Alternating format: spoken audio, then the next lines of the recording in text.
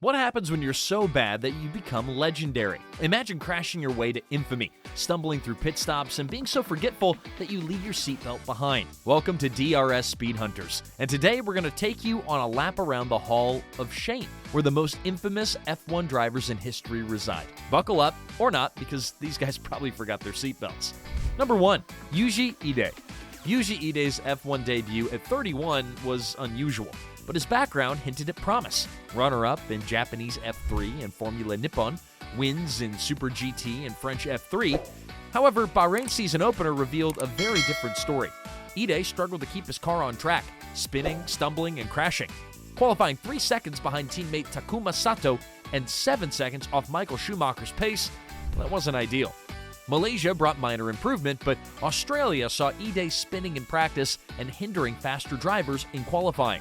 His times were 4 seconds slower than Sato's. If the 107% rule existed in 2006, Ide would have failed to qualify twice. Finally, he finished the race, 13th and last, and 3 laps down. But the writing was on the wall. After Imola, where he took out Christian Albers in a spectacular flip, Super Aguri had enough. The FIA revoked his super license, effectively banning him from F1. Harsh? Maybe. Fair? Yeah, probably. Number 2.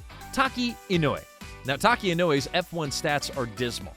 5 finishes in 18 races, with retirement split between spins and mechanical issues. But it's not just his lack of speed that makes him infamous. It's the absurd, comical incidents that followed him everywhere. Monaco practice in 1995.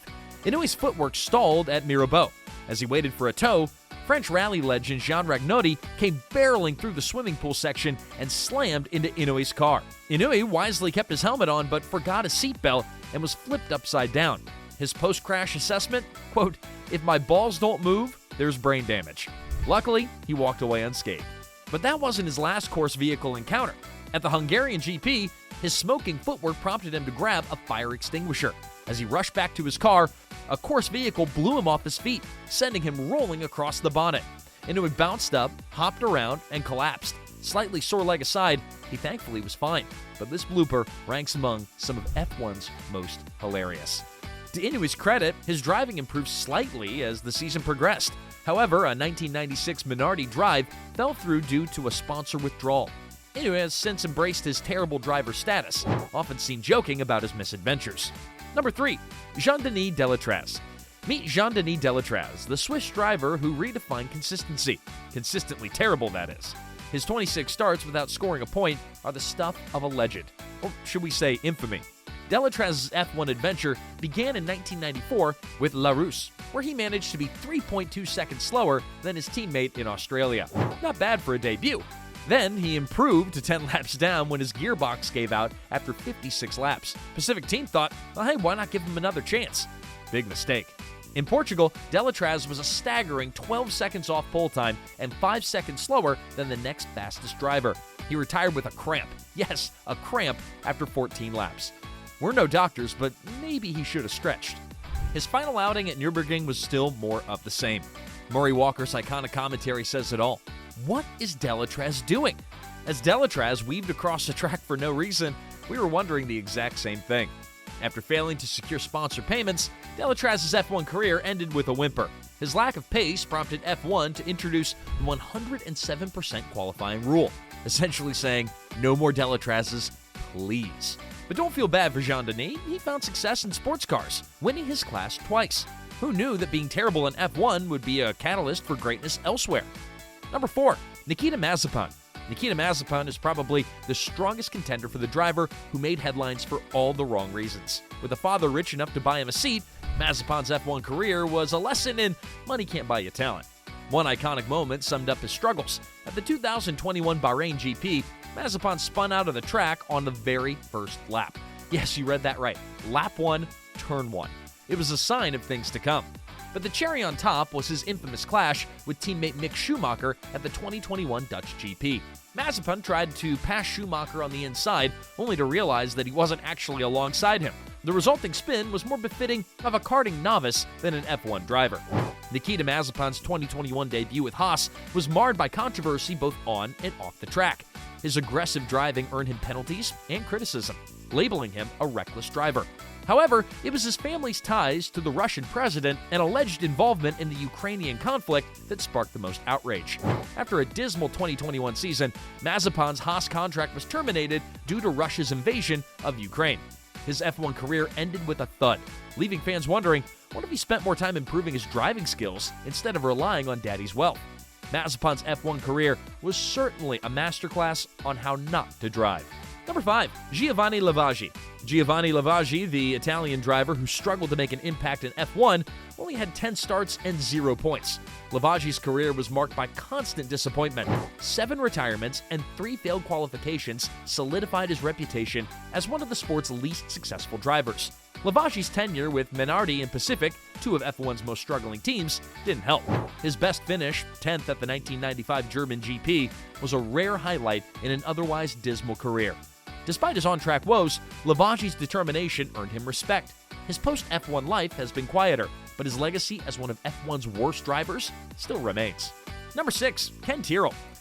Ken Tyrrell, a stalwart of F1's early years, actually struggled as a driver but excelled as a constructor.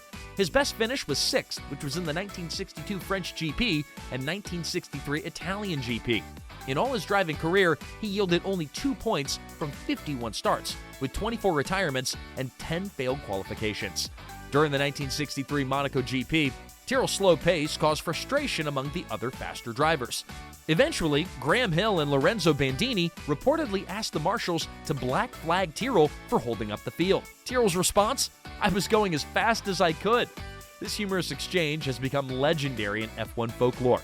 Despite his on-track woes, Tyrrell's determination and humor earned him a lot of respect.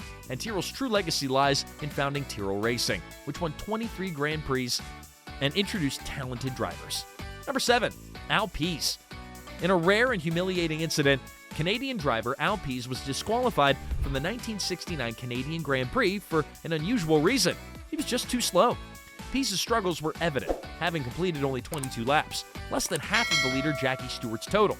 His slow pace caused chaos on the track, pushing other cars off course and obstructing leaders.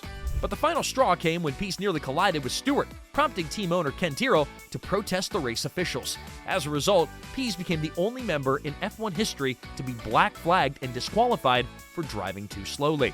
This embarrassing incident capped off Pease's unsuccessful attempts to compete in his home race, having failed to make an impact in 3 attempts during the late 1960s. Number 8. Charles Pic. Charles Pic is one French Formula One driver who left an indelible mark on the sport, mostly on the walls of various tracks, but that's beside the point. Now, Pic's F1 adventure began in 2012 with Marussia, where he quickly became known for his daring qualifying laps and aggressive driving style. Unfortunately, his race pace was moving in the wrong direction. Despite this, he still showed flashes of brilliance, like a 12th place finish in the 2012 Brazilian Grand Prix, which was basically a victory for Marussia. In 2013, Pic moved to Caterham, where he continued to struggle with consistency. It was like he was trying to solve a puzzle blindfolded while being chased by a pack of wild Formula One cars. But hey, at least he was entertaining. His teammates must have had their fair share of Pic-induced gray hairs. After 2 seasons, Pic bid adieu to F1 and hello to Formula Renault 3.5 and the FIA World Endurance Championship. Today, Pic runs his own racing team, ART Grand Prix, because who needs driving skills when you can boss people around? Charles Pic may not have set the F1 world ablaze, but he left an enduring legacy, the art of making an entrance and an exit in style. Whenever someone asks, who's that French guy who drove for Marussia and Caterham, you can proudly say, Charles Pic, the king of unpredictable racing. Number 9, Perry McCarthy. Meet Perry McCarthy, the British driver who boldly dubbed himself the, quote, worst F1 driver ever. With a career marked by more retirements than points, McCarthy's stats are pretty cringeworthy. 37 starts, 2 points, 21 retirements, and 13 failed qualifications. His sole point-scoring finish came at the 1992 Spanish GP, where he placed 12th, a result only noteworthy because few drivers actually finished the race. Despite his on-track struggles, McCarthy's humor and humility have earned him a special place in F1 folklore. Quote, I was so bad I made Andre Moda look good, he joked, referencing his stint with the ill-fated team. Post-F1, McCarthy reinvented himself as a respected racing instructor for beginners. He also became a commentator and an author of an entertaining autobiography, Flat Out, Flat Broke. McCarthy's achievements include holding the record for most consecutive non-scores, which was 28, and being part of the infamous Andre Moda team. Yet his self-deprecation and humor have transformed him into a beloved figure in the F1 community, proving that even the worst drivers can find success and redemption. Other contenders for the Golden Trophy of Terribleness include Dave Charlton, Ricardo Rosset, and Ricky Von Oppo. However, McCarthy's willingness to poke fun at himself kind of sets him apart. Will he retain the title, or will another driver's misfortunes steal the crown? Let us know in the comments section below. And hey, if you enjoyed this trip to the Hall of Shame, hit that like button and subscribe for more F1 content.